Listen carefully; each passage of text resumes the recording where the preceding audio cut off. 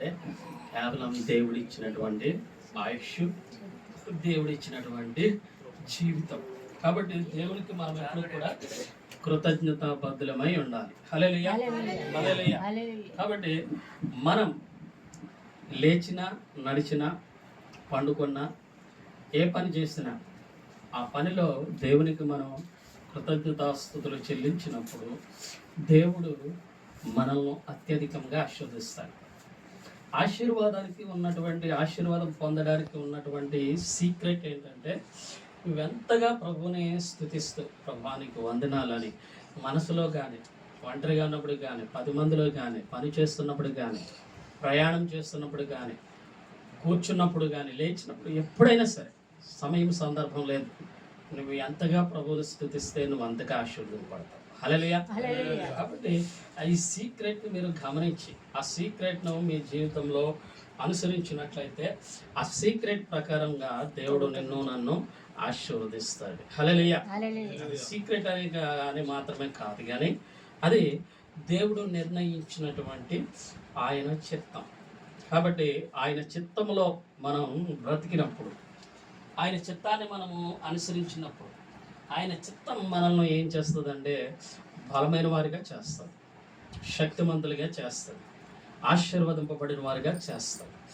కాబట్టి ఈ లోకంలో ప్రస్తుత పరిస్థితులను బట్టి దేవుని ఆశీర్వాదం మనకు చాలా అవసరం. దేవుని ఆశీర్వాదం మనకు బాగా అవసరం. దేవుని ఆశీర్వాదం పొందుకుంటే ఈ లోకంలో మనం పరిస్థితులను జయించగలం. ఈ లోకంలో చూడండి, గతించిన దినాల్లో జాన్ మార్క్ను మనం చూసాం. కాలు చేయి కూడా 2 చచ్చిపోయినప్పుడు వద్ద మాట్లాడదు. కాలు చేయి 2 కూడా పని చేయనప్పుడు దేవుడు అద్భుతంగా కుమారుడిని ఈరోజు చక్కగా కాలు చేయి నడిచి పరిగెత్తే, కూర్చొని మోకాళ్ళేసే శక్తినిచ్చాడు. హల్లెలూయా. ఇటువంటి గొప్ప కార్యాలు మన జీవితంలో జరగాలి అంటే మనం ప్రభు తట్టి చూడాలి, ప్రభు వైపు చూడాలి. ప్రభు వైపు చూసినప్పుడు ప్రభు మన జీవితాన్ని అత్యధికమైన దీవెనలతో నింపుతాడు. హల్లెలూయా, హల్లెలూయా. కాబట్టి ప్రియమైనటువంటి వాళ్ళరా, మీరందరూ కూడా ఈ నూతనమైన నెలలో నూతనమైన ఆశీర్వాదాలు పొందాలని మీ అందరికీ ప్రభు పేరట తెలియపరుస్తూ వాక్యంలోనికి మనం వెళదాం. వాక్యం ప్రారంభించబడుతుంది. ఓకే, అంటే స్టార్ట్ చేస్తారా? సరే. యోహాను రాసినటువంటి 2వ పత్రిక క్రొత్త నిబంధనలో నుండి 225వ పేజ్. యోహాను యేసుక్రీస్తు ప్రభు శిష్యుడు, యేసుక్రీస్తు ప్రభు ప్రేమించిన శిష్యుడు, యేసుక్రీస్తు ప్రభుకి అతి సన్నిహితంగా ఉండేటువంటి శిష్యుడు అయినటువంటి యోహాను గారు రాసినటువంటి పత్రిక 2వ పత్రిక. అందులో 1వ అధ్యాయం ఉంటుంది. ఈరోజు ఆ అధ్యాయాన్ని మనం దేవుడు మాట్లాడుచుండగా ఆ ధ్యానంలో నుంచి మనము ఒక పాఠం నేర్చుకుని ఈ లోకంలో మనము జీవించవలసినటువంటి విధానమును అనుసరించి జీవిద్దాం. హల్లెలూయా, హల్లెలూయా. అందరికీ చెప్పాలి హల్లెలూయా. చూడండి, యోహాను రాసిన పత్రిక 2వ పత్రిక చదువుకునే ముందుగా బాబు ఆదిలక్ష్మి పాప బాబు సరే. తర్వాత యోహాను రాసినటువంటి 2వ పత్రిక 1వ అధ్యాయం ఉంటుంది, 13 వచనాలు. నేను చదువుతాను, మీరు వేలు పెట్టి చూడండి. పెద్దనైన నేను ఏర్పరచబడినదైన అమ్మగారికి ఆమె పిల్లలకు శుభమని చెప్పి వ్రాయినది. నేను మాత్రమే గాక సత్యం ఎరిగిన వారందరూ మనలో నిలిచుచు మనతో ఎల్లప్పుడూ ఉండు సత్యమును బట్టి మిమ్మల్ని నిజముగా ప్రేమించుచున్నాము. సత్య ప్రేమను మన యందుండగా తండ్రి అయిన దేవుని యొద్ద నుండి, తండ్రి యొక్క కుమారుడికి యేసుక్రీస్తు వద్ద నుండి కృపయు కనికరమును సమాధానమును మనకు తోడగును. తండ్రి వలన మనము ఆజ్ఞను పొందిన ప్రకారం నీ పిల్లలలో కొందరు సత్యమును అనుసరించి నడుచుచుండుట కనుగొని బహుగా సంతోషించుచున్నాను. కాగా అమ్మ కృతాజ్ఞ నీకు వ్రాసినట్టు కాదు కానీ మొదటి నుండి మనకు కలిగిన ఆజ్ఞనే వ్రాయచ్చు. మనము ఒకరినొకరము ప్రేమింపవలనని నిన్ను వేడుకొనుచున్నాను. మనం ఆయన ఆజ్ఞల ప్రకారం నడుచుటయే ప్రేమ. మీరు మొదటి నుండి వినిన ప్రకారం ప్రేమలో నడుచుకునవలెను అనున్నదియే ఆజ్ఞ. యేసుక్రీస్తు శరీరధారి అయి వచ్చినని ఒప్పుకొనని వంచకులు అనేకులు లోకంలో బయలుదేరి ఉన్నారు. అట్టివాడే వంచకుడును క్రీస్తు విరోధియునై ఉన్నాడు. మేము మీ మధ్యను నెరవేర్చిన కార్యములను చెడగొట్టుకొనక మీరు పూర్ణ ఫలం పొందినట్లు జాగ్రత్తగా చూచుకొనడి. క్రీస్తు బోధ యందు నిలిచి ఉండక దానిని విడిచి ముందునకు సాగు ప్రతివాడును దేవుని అంగీకరింపనివాడు. ఆ బోధ యందు నిలిచి ఉండువాడు తండ్రిని కుమారుని అంగీకరించేవాడు. ఎవడైనాను ఈ బోధను తేక మీ వద్దకు వచ్చిన యెడల వానిని మీ ఇంట చేర్చుకునవద్దు. శుభమని వానితో చెప్పనవద్దు. శుభమని వానితో చెప్పువాడు వాని దుష్ట క్రియలలో పాలుపడదు. అనేక సంగతులు మీకు వ్రాయవలసి ఉండను. సిరాతోనూ కాగితంతోనూ వ్రాయ మనస్సు లేక మీ సంతోషం పరిపూర్ణమవునట్లు మిమ్మల్ని కలుసుకొని ముఖాముఖిగా మాటలాడ నిరీక్షించుచున్నాను. ఏర్పరచబడిన నీ సహోదరి పిల్లలు నీకు వందనములు చెప్పుచున్నారు. దేవుడి వాక్యం మన హృదయంలో ఫలింపచేయును గాక. ఆమేన్. హల్లెలూయా. హల్లెలూయా. హల్లెలూయా. అమ్మాయి ఏంటో నీరసం కనపడుతుంది. తర్వాతకి దేవుడిని శక్తి బలమారోగ్యంతో నింపును గాక. ఆమేన్. ప్రియమైనటువంటి వర్లరా, యాహాను అంటే అర్థము ఏంటంటే యెహోవా దానం, దేవుడిచ్చే దానం. దానం అంటే ఏంటి? మనం ఎవరికైనా దానం చేస్తాం కదా, అది దానం అంటే.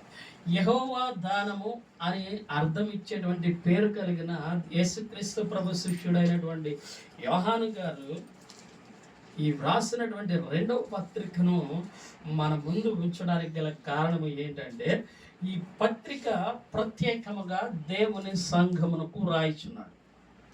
ఎవరికి? దేవుని సంఘమునకు. దేవుని సంఘము అంటే ఎవరు? నువ్వు, నేనే. మనమే దేవుని సంఘం. అంతేగాని 4 గోడలు దేవుని సంఘము కాదు. దేవుని నమ్మి రక్షించబడి ఆరాధించడానికి కూడుకునే వారందరినీ కలిపి దేవుని సంఘము అంటాం. అదే 4 గోడలు ఇవన్నీ కలిపితే మందిరం, లేకపోతే గుడి, దేవాలయం, ఇలాగ ఏదైనా పలకొచ్చు. కానీ ఇక్కడ సంఘము అనగా క్రీస్తు ప్రభువునందు విశ్వాసం ఉంచి నమ్మకం ఉంచి రక్షింపబడిన మనందరి కోసం వ్రాయిచున్నటువంటి మాట. ఎందుకని వ్రాయిచున్నాడు? సంఘం ఈ లోకంలో, ఈ భూమి మీద ఒక శక్తి కలిగినటువంటిది, ఒక బలమైన శక్తి కలిగినటువంటిది. పరిస్థితులను మార్చగలదు, అధికారమును మార్చగలదు, స్థితిగతులను మార్చివేయగలదు, ఉన్నది లేనట్టు లేనిది ఉన్నట్టుగా చేయగలదు, అద్భుతాలు చేయగలదు, ఆశ్చర్యకార్యములు చేయగలదు. ఎందుకనంటే జెరికో పట్టణం యొక్క గోడ మహాబలమైనది.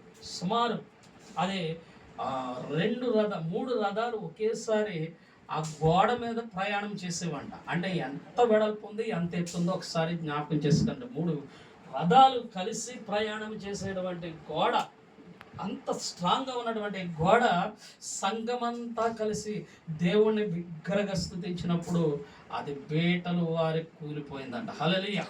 అంటే సంఘమునకు ఎంత శక్తి ఉందో. మనందరము కలిసి పనిచేస్తే, మనందరము కలిసి ప్రార్థిస్తే, మనందరము కలిసి ఆరాధన చేస్తే, మనందరము కలిసి దేవుణ్ణి స్తుతిస్తే ఎటువంటి సాతాను అడ్డుబండలు గోడలైనా అవన్నీ అవలేలగా కూలిపోతాయి. హల్లెలూయా. హల్లెలూయా. నీవు నేను దేవుని మీద విశ్వాసం ఉంచకుండా పరిస్థితులను చూసి అటు ఇటు పరిగెడుతూ ఉంటాం. కానీ నీలో ఉన్న శక్తి, మనకున్న శక్తి, మనలో ఉన్న శక్తి బలమైనటువంటి కోట గోడలను కూల్చివేస్తుంది. హల్లెలూయా. సాతాను గోడలను కూల్చివేస్తుంది, సాతాను అడ్డు బండలను కూల్చివేస్తుంది, సాతాను యొక్క కుతంత్రాలను కాల్చివేస్తుంది, సాతాను యొక్క పనులన్నిటినీ నాశనం చేస్తుంది. మన ద్వారా ప్రజలందరికీ గొప్ప జయం ఇస్తుంది. హల్లెలూయా. గొప్ప రక్షణ ఇస్తుంది. హల్లెలూయా. చూడండి, అంటే నీవు నేను సామాన్యమైన వాళ్ళం కాదు. హల్లెలూయా. ఒక మనకు తినడానికి లేకపోవచ్చు, మనకు డబ్బులు లేకపోవచ్చు, లేకపోతే కష్టాలు ఉండవచ్చు, లేకపోతే 10,000 బట్ట చీర కొనుక్కోలేని స్థితి ఉండవచ్చు, సొంత ఇల్లు లేకపోవచ్చు. కానీ పరిస్థితులను మార్చగలిగే శక్తి మనకుంది. హల్లెలూయా. ఏముంది? పరిస్థితులను మార్చే శక్తి ఉంది. హల్లెలూయా. ఒకసారి గట్టిగా నువ్వు హల్లెలూయా చెప్పు. చూడండి ఎంత అద్భుతమో. దేవుడు నీకు నాకు అనగా సంఘమునకి ఇచ్చిన శక్తి మహా గొప్పది, మహా గొప్పది. హల్లెలూయా. హల్లెలూయా. హల్లెలూయా. చూడండి అన్నము సామాన్య ఎందుకో తెలుసా? ఆమె ప్రభుని నమ్మిందనే కుమారుడు వదిలేస్తాడు. ఎక్కడ కనబడిన మాట్లాడేవాడు కాదు. ఆ తల్లి కన్నీళ్ళు కారుస్తూ ఉంటుంది. కేవలం ప్రభుని నమ్మిందని. 1 సంవత్సరం కాదు, 2 సంవత్సరాలు కాదు, సుమారు 7-8 సంవత్సరాలు 10 సంవత్సరాల నుంచి ఆ తల్లిని కుమారుడు వదిలేస్తే ఆ తల్లి కన్నీటితో చేసిన ప్రార్థన ఈరోజు తన కుమారుడికి నాకు ప్రార్థన చేయమ్మా అనే స్థితికి వచ్చాడు. హల్లెలూయా. ఎంత గొప్ప శక్తి, ఎంత గొప్ప అద్భుతమో, ఎంత గొప్ప అభిషేకం దేవుడు నీకు నాకు ఇస్తున్నాడు. నువ్వు ఎప్పుడు కూడా నాకేమీ లేదు, ఏంటి నా పరిస్థితి అని నువ్వు ఎప్పుడు భయపడదు. నువ్వు ప్రార్థన చేస్తే పరిస్థితులు మారుతాయి. హల్లెలూయా. చూడండి మన మేరమ్మ గారిని చూస్తే, మేరమ్మ గారిని ఒకప్పుడు మంచం మీద వేసేసి బయట గడ్డి మీద వేసేస్తారు. ఇంకా ఆవిడ పని అయిపోయింది, ఆవిడ చనిపోయింది అన్నారు. కానీ అద్భుతమైన దేవుడు చక్కగా లేచి నిలబెట్టి ఈరోజు సంఘంలో సాక్షిగా నిలబెట్టాడు. హల్లెలూయా. హల్లెలూయా. చూడండి ఒక చిన్న ప్రార్థన మనము కలిసి చేసే ప్రార్థన ఎంత అద్భుతమైనటువంటి కార్యాలు చేస్తుందో, ఎంత చక్కని కార్యాలు చేస్తుందో. మనం పై వాటిని చూస్తాం కానీ మనలో మనం ఎంత శక్తి కలిగిన వారమో అది గమనించట్లేదు, గ్రహించట్లేదు. కాబట్టి సంఘముగా ఉండే నువ్వు ఒక శక్తి, దేవుని యొక్క బలం, నువ్వేమైనా చేయగలిగినటువంటి వాడు. హల్లెలూయా. హల్లెలూయా. హల్లెలూయా. ఆషామాషి వ్యక్తి కాదు. ఒకరోజు పరలోకంలో నువ్వు సింహాసనం మీద కిరీటం పెట్టుకొని వచ్చే వాళ్ళందరికీ, నీ బంధువులకి, నీ రక్త సంబంధులకి, నీ స్నేహితులకి నువ్వు తీర్పు తీర్చే దినం ఒకటి ఉన్నప్పుడు అప్పుడు నిన్ను చూసి అందరూ ఆహా, ఆ రోజు మేము తిట్టామే, ఈరోజు ఈమె ఎదుట మేము కాళ్ళ దగ్గర సాష్టాంగ పడుతున్నాము అనుకునే గొప్ప గడియలు మన కోసం ముందున్నాయి. హల్లెలూయా. దేవుడు అంత అద్భుతమైన వాడు. సంఘమును అత్యధికముగా ప్రేమించాడు. కాబట్టి అటువంటి సంఘమునకు ఆత్మచేత నింపబడినటువంటి యోహాను ఈ పత్రికను రాస్తున్నాడు. ఈ 2వ పత్రికను మనం చూసినట్లయితే 1-3 వచనాలని మళ్ళీ చదవను, కానీ 1-3 వచనాలనే మనము గమనించినప్పుడు అక్కడ మనకు తెలియపరిచేటువంటి మాట ఏంటంటే మనము సంఘమును ప్రేమించాలి. హల్లెలూయా. సంఘమును ఏం చేయాలి? ప్రేమించాలి. ఎవరిని ప్రేమించాలి? సంఘాన్ని. ఎందుకని?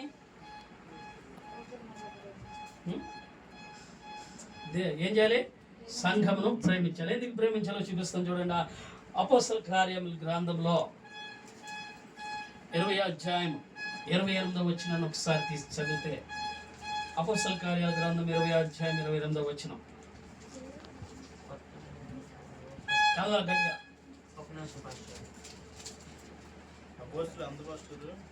20వ అధ్యాయము 28వ వచనం చదవాలి. దేవుడు తన సంకల్పము చొప్పున స్వరక్తమిచ్చి, మళ్ళీ కరెక్ట్ చేసి ఫస్ట్ నుంచి. దేవుడు తన స్వరక్తమిచ్చి సంపాదించిన తన సంఘమును. హల్లెలూయా. సంఘం ఏంటంట? సంఘమే ఎటువంటిది? దేవుడు స్వరక్తముతో ఏర్పాటు చేయబడినటువంటి. హల్లెలూయా. సంఘం ఏంటది? దేవుడి స్వరక్తముతో ఏర్పాటు చేయబడినటువంటిది. ఏదో ఆషామాషిగా మనం కూడుకోలేదు. దేవుని పరిశుద్ధ రక్తం మనందరినీ ఒక సంఘముగా చేసింది. హల్లెలూయా. దేవుని రక్తము చేత నిర్మించబడిన సంఘాన్ని మనం ఏం చేయాలంటే ప్రేమించాలి. హల్లెలూయా. సంఘం ఏం చేయాలి? ప్రేమించాలి. హల్లెలూయా. సంఘం ఏం చేయాలి? ప్రేమించాలి. సంఘం పట్ల ప్రేమ కలిగి ఉండాలి. ఈ సంఘం ఎవరిది? దేవునిది. సంఘం ఎవరిది? దేవుని. దేవుడిది. నాది కాదు, ఇంకొకరిది కాదు, దాసబాబు గారిది కాదు, అక్కడికి వెళ్తే దేవానంద దేవసహాయం గారిది కాదు, ఎవరిది కాదు, దేవుడు ఏర్పాటు చేసుకున్నాను. ఇవాళ నేను సరిపోతాను, తర్వాత ఇంకొకరికి అప్పు చెప్తాడు, దేవుడు ఇంకొకరిని పెడతాడు. హల్లెలూయా. కానీ మనము కొద్ది కాలం ఉండి పోతాం, కానీ సంఘం ఎప్పుడు శాశ్వత కాలం నిలుస్తుంది, అర్థపడే వరకు. హల్లెలూయా. కాబట్టి సంఘమును ప్రేమించాలి. సంఘమును ప్రేమించడం అంటే మనం ఏం చేయాలంటే, సంఘములో మనం అన్ని విషయాల యందు మనం పాలు పొందాలి, సంఘ కూడికల్లో పాలు పొందాలి, సంఘ కార్యక్రమాల్లో మన అందరము కలిసి చేయి కలిపి చేసుకోవాలి. అలాగే సంఘంలోనికి నశించిపోతున్న వారిని పిలుసుకురావాలి. హల్లెలూయా. అప్పుడు పిలుసుకొస్తే వాళ్ళు ఏమవుతారు? రక్షణ పొందుతున్నారు. హల్లెలూయా. నశించుతున్న వారిని సంఘంలోనికి మనము ఆహ్వానించాలి. అప్పుడు వారు కూడా రక్షణ పొంది వారు కూడా దీవించబడతారు, వారు కూడా శక్తిగా చేయబడతారు. కాబట్టి సంఘమును ఎప్పుడూ నిర్లక్ష్యం చేయకూడదు, సంఘమును ఎప్పుడు కూడా చిన్న చూపు చూడకూడదు, సంఘమును ఎప్పుడు కూడా మనము వెళ్దాములే అన్నట్టు ఉండకూడదు. సంఘమును ప్రేమిస్తే దేవుడు నిన్ను ప్రేమిస్తాడు. హల్లెలూయా. సంఘమునకు నీవు ప్రాధాన్యత ఇస్తే నీకు దేవుడు ప్రాధాన్యత ఇస్తాడు. సంఘం పట్ల ప్రేమ కలిగి ఉంటే దేవుడు నిన్ను ప్రేమిస్తాడు. సంఘమును నీవు చక్కగా బలమైనదిగా కట్టబడడానికి పాటుపడితే దేవుడు నిన్ను నీ కుటుంబాన్ని కడతాడు. హల్లెలూయా. కాబట్టి సంఘం పట్ల ఎప్పుడు నిర్లక్ష్యంగా ఉండకూడదు. సంఘం పట్ల ఎప్పుడు కూడా ఆసక్తి కలిగి మనము నడుచుకోవాలి. కొరింథీయులకు రాసినటువంటి పత్రికలో, మొదటి పత్రికలో అక్కడ చక్కని మాటలు రాయబడి ఉంటాయి. 6వ అధ్యాయంలో, కొరింథీయులకు రాసిన మొదటి పత్రిక 6వ అధ్యాయంలో 19-20 వచనాలను మనము చూస్తే, నీ దేహము దేవుని వలన నీకు అనుగ్రహింపబడి నీలో ఉన్న పరిశుద్ధాత్మకు ఆలయమై ఉన్నదని మీరు ఎరుగరా? మీరు మీ సొత్తు కారు, మీరు విలువ పెట్టి కొనబడిన వారు, మీ దేహములో దేవుని మహిమపరచుడి. హల్లెలూయా. ఎవరంట? మీ దేహం ఎవరు? మన శరీరం. నేను దేవునికి ఆలయమై ఉన్నాను. నీవు దేవుని ఆలయమై ఉన్నావు. నువ్వు ఒక దేవునికి మందిరమై ఉన్నావు. నీవు విలువ పెట్టి కొనబడ్డావు.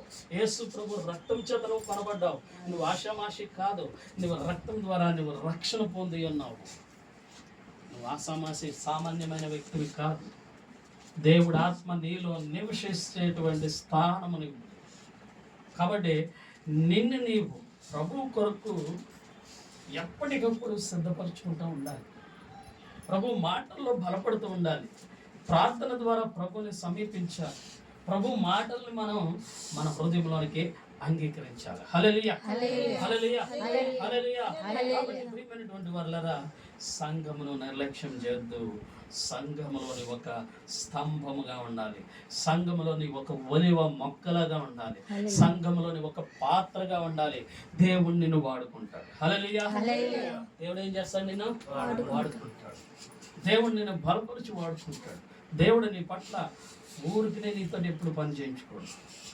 నువ్వు దేవుడికి ఎంత పని చేస్తే, దేవుడికి ఎంత లోపడితే, దేవుడి మాటకి అంత విలువనిస్తే దేవుడు నీకు అంత విలువనిస్తాడు. కాబట్టి నిన్ను నీవు కాపాడుకుంటూ సంఘానికి నీవు ప్రేమించే వ్యక్తిగా ఉండాలి. హల్లెలూయా. హల్లెలూయా.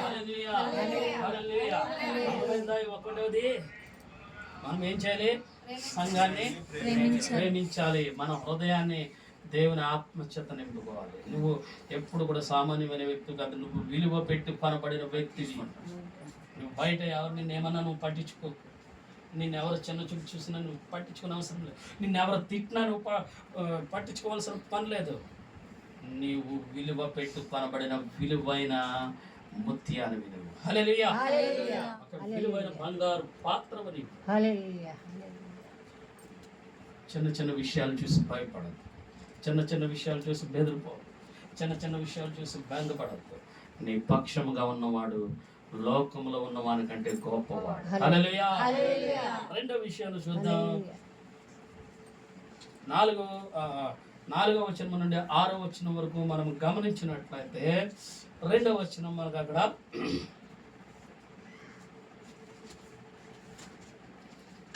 కనిపిస్తుంది. రెండవ విషయం ఏంటంటే సత్యమును ప్రేమను అనుసరించి నడుచుకోవాలి. హల్లెలూయా. ఏమనుసరించి నడుచుకోవాలి సంఘంలో? సత్యము ప్రేమ, ఈ రెండు మనలో ఉండాలి. సత్యం అంటే అబద్ధాలు ఆడకూడదు. చక్కగా నిజం చెప్పాను అనుకో, నువ్వు నన్ను కొడతావు ఏంటమ్మా కదా, అయితే ఒక మాట అంటావు అంతే కదా. అంతేగాని ఏంట్రా నువ్వు అనేసి కర్ర ఇచ్చుకోనో లేకపోతే గొడ్డలు ఇచ్చుకొని నరికెత్తమా, తిరిగి చెప్పి పోలే తప్పు అయిపోయింది, నిజం చెప్తాను. సత్యమునే అనుసరిద్దాం. దేన్ని అనుసరించాలి? సత్యమునే అనుసరించాలి. అంతేగాని అమ్మో మరలా వాళ్ళు ఏమనుకుంటారు వీళ్ళు ఏమనుకుంటారు అనేసి అబద్ధం చెప్పకూడదు. సత్యమును ప్రేమను అనుసరించి నడుచుకోవాలి. ఒకటి సునంద, మనం ఏమనుసరించాలమ్మా? సత్యం. తర్వాత ప్రేమ. ఒకరి పట్ల ఒకరికి ప్రేమ కలిగి ఉండాలి. మన ప్రేమ ఎలా ఉండాలంటే సహోదర ప్రేమ. అక్క చెల్లెలు అన్నదమ్ములు ఎటువంటి ప్రేమ కలిగి ఉంటారో ఆ ప్రేమ ఉండాలి. అటువంటి ప్రేమ, దానికి మించిన ప్రేమ వేరే ప్రేమ కాదు. సరే, దాని సంగతి మనకు అనవసరం. ఇప్పుడు మనం సంఘంలో ఎలా నడుచుకోవాలంటే సత్యమును ప్రేమను అనుసరించి నడుచుకోవాలి. ఒకరినొకరు ప్రేమించాలి. ప్రభు నిన్ను నన్ను ప్రేమించాడు కాబట్టి మన కోసం ప్రాణం పెట్టాడు. నిన్ను నన్ను ప్రేమించకపోతే మన కోసం ప్రాణమే పెట్టాడు. ఈ లోకంలో మనము ఆ పాపంలోనే నశించిపోయేవాడు. కానీ ఈరోజు ప్రభు మనల్ని ప్రేమించి తన ప్రాణము పెట్టి మరణాన్ని జయించి తిరిగి లేచిన గొప్ప దేవుడు మనకున్నాడు. ఆయనే మనకు సాదృశ్యం. ఆయన పోలే మనం నడుచుకోవాలి. ఆ ప్రేమను మనం ఇతరుల పట్ల చూపించాలి. ఇతరులు నిన్ను ప్రేమించకపోయినా సరే నువ్వు మాత్రం ప్రేమించు. ఇతరులు నిన్ను తిట్టినా సరే నువ్వు మాత్రం ప్రేమనే కనపరచు. ఇతరులు నిన్ను గాయపరిచినా సరే నువ్వు ప్రేమను చూపించు. అప్పుడు ఆ ప్రేమ చేత మనము దేవుని ఆశీర్వాదం పొందుతాం. చూడండి, యోహాను రాసిన సువార్త 17వ అధ్యాయం 7వ వచనంలో, యోహాను రాసిన సువార్త 17వ అధ్యాయం 7వ వచనంలో యోహాను గారే అక్కడ ఒక మంచి మాటను మనకు తెలియపరుస్తూ ఉంటారు. 90 పురాతన బంధువులో 98వ పేజ్ నెంబర్ 7వ. నీవు నాకు అనుగ్రహించిన మాటలు నేను వారికి ఇచ్చి ఉన్నాను.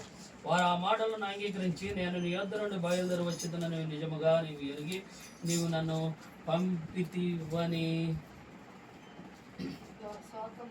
17 అధ్యాయం 17వ వచనం. సత్యమందు వారిని ప్రతిష్ఠ చేయము, నీ వాక్యమే సత్యము. ఏంటంటే సత్యం అనుసరించడం అంటే ఏంటి? దేవుని వాక్యమే సత్యం. అంటే వాక్యానుసారంగా నడుచుకోవడమే సత్యం. ప్రేమ కలిగి ఉండాలి, వాక్యానుసారంగా జీవించాలి. అందుకే పౌలు గారు తన ఆత్మీయ కుమారుడైనటువంటి తిమోతికి రాసిన మొదటి పత్రికలో ఓ మాట సెలవిస్తుంటాడు. 3వ అధ్యాయము 17వ వచనంలో, తిమోతికి రాసిన మొదటి పత్రిక 3వ అధ్యాయం 15వ వచనంలో,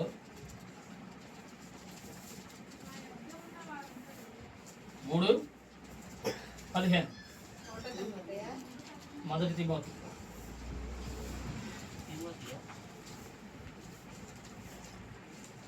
అయినను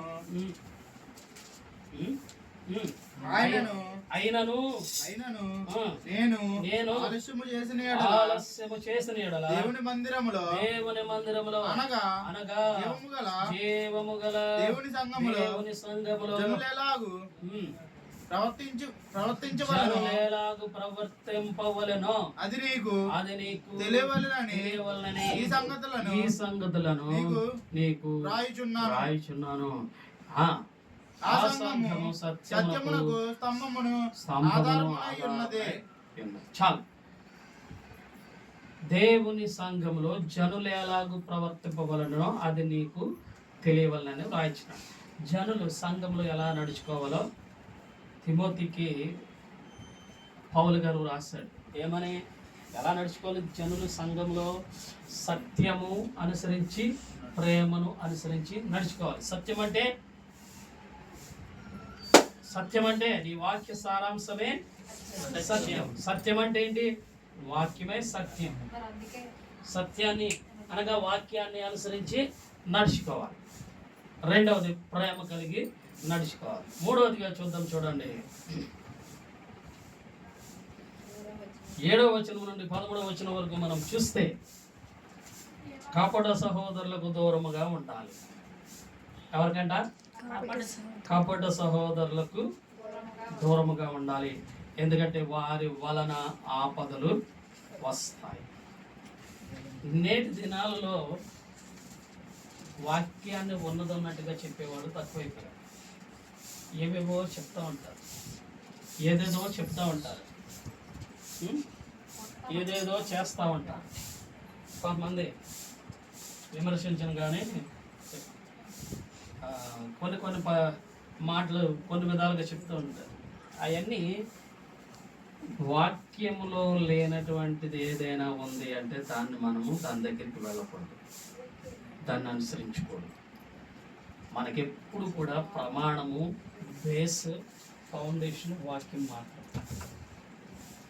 ఎవరు ఏది చెప్పినా సరే, నేను చెప్పినా, ఇంకొకరు చెప్పినా, ఎవరు ఏది చెప్పినా, ఇష్టానుసారమైనటువంటి మాటలకు మీరు చెవిని పెట్టద్దు. లోకస్తుల సంగతి పక్కన పెట్టండి. మన సమాజంలోనే, మన సంఘ సమాజంలోనే, క్రైస్తవ సమాజంలో చూడండి, కొంతమంది ఎవరి దగ్గరైనా కావలి కోట అనేటువంటి పుస్తకం కనుక మీ దగ్గర ఉంటే, కావలి కోట అనేటువంటి పుస్తకం ఎవరైనా మీ దగ్గరికి పట్టుకొని వస్తే, వాళ్ళకి ఒకసారి వందనాలు చెప్పి, మేము చర్చికి వెళతామండి, మాకు పాస్టర్ గారు అన్నీ చెప్తారండి, మాకు మీరేమీ చెప్పొద్దండి, దయచేసి తెలియని వాళ్ళకి వెళ్ళి చెప్పండి అని చెప్పండి. అంతే. ఎవరాలే? కావలి కోట. ఒక పత్రిక, ఒక బుక్ పట్టుకొని వస్తారు. వాళ్ళనే యెహోవా సాక్షులు అంటారు. తర్వాత బ్రనహం సంఘం, తర్వాత మర్మాన్ సంఘం, ఇలా కొన్ని జుడాయి సంఘం. వీళ్ళందరూ ఏం చేస్తారంటే వాక్యాన్ని మార్చేస్తూ ఉంటారు.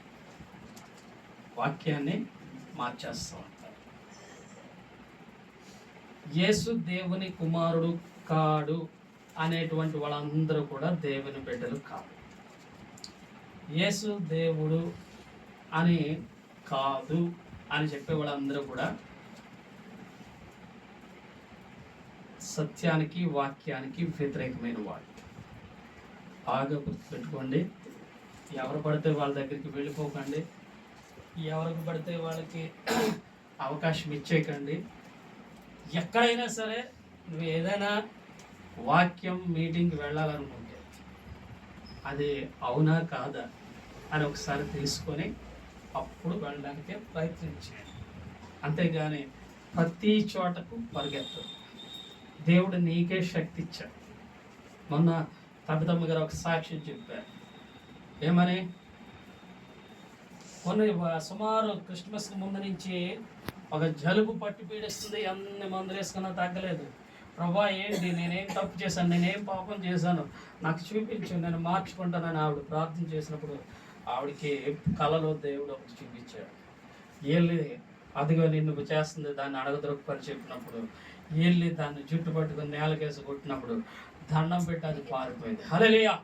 దేవుడు నీకే శక్తి ఇస్తున్నాడు. శక్తి ఇచ్చి దేవుడు మనల్ని బలపరుస్తూ ఉంటాడు. హల్లెలూయా. సామాన్యురాలు కాదు. నువ్వు ప్రార్థన చేస్తే దయ్యాలు పారిపోతాయి, నువ్వు ప్రార్థన చేస్తే ఆరోగ్యం వస్తుంది, నువ్వు ప్రార్థన చేస్తే అద్భుతాలు జరుగుతాయి. నువ్వు ఎక్కడికో వెళ్ళవలసిన పని ఏమీ లేదు. నువ్వు వాక్యం కావాలంటే వాక్యం, బైబిల్ గ్రంథం చదువు. ఎంతమంది చదివారు వాళ్ళ వాక్యం? చదివావా? ఏమా సండే స్కూల్ టీచర్ చదివావా? చదివావా? అలాగే కింద దించేద్ది. వాక్యం చదవాలి. మనకి ఒకటే నీకు ఆధారము రెండే, ఒకటి వాక్యం, రెండు ప్రార్థన. ఈ రెండిటితోటే నువ్వు అన్ని జయిస్తావు. హల్లెలూయా. ఆ రెండు లేకపోతే నువ్వు అన్నిట్లో ఓడిపోతావు. బాగా గుర్తుపెట్టుకో, ఆ రెండు నీ జీవితంలో ఉన్నప్పుడు నువ్వు చేస్తావు. కాబట్టి మనం కపట సహోదరుల ఎడల జాగ్రత్తగా ఉండాలి. వారు దొంగ ముసుగులు వేసుకొని వస్తూ ఉంటారు, అంటే ముసుగేసుకొని రారు, మాయ మాటలు చెప్తూ ఉంటారు, కల్లబుల్లి మాటలు చెప్తూ ఉంటారు, లేకపోతే వాక్యములకు విరుద్ధమైన మాటలు చెప్తూ ఉంటారు. వాళ్ళ మాటలు వింటే మనం కూడా నరకానికి పోతాం. కాబట్టి అందుకనే 2 కొరింథీ పత్రికలో 11వ అధ్యాయం 26వ వచనంలో ఒక మాట చదివిస్తున్నాడు దేవుడు. చదివేసుకుని ముగించేసుకుందాం, అయిపోయింది. 2 కొరింథీ పత్రిక 11:26. 11:26. అనేక పర్యాయాలు ప్రయాణాలలోను, నదుల వలనైన ఆపదలలోను, దొంగల వలన ఆపదల్లోను, నా స్వజనుల వలన ఆపదలలోను, అన్ని జనుల వలన ఆపదలోను, పట్టణంలో ఆపదల్లోను, అరణ్యంలో ఆపదల్లోను, సముద్రముల ఆపదల్లోను, కపట సహోదరుల వలన ఆపదల్లోను ఉంటిని. సహోదరుల వలన కూడా ఆపదలు వస్తాయంట. కాబట్టి జాగ్రత్తగా ఉండాలి. మొట్టమొదటిగా మనం సంఘాన్ని ప్రేమించాలి. రెండవది సంఘంలో సత్యమును ప్రేమను అనుసరించాలి. మూడవది కపట సహోదరులు అంటే అందరినీ జాగ్రత్తగా గమనిస్తూ మోసపోకుండా చూసుకోవాలి. అప్పుడు మనం సంఘంలో ఆశీర్వదింపడతాం, దీవెనపడతాం. అట్టి కృప దేవుడు మనందరికి అనుగ్రహించును గాక. ప్రార్థన చేసుకుందాం.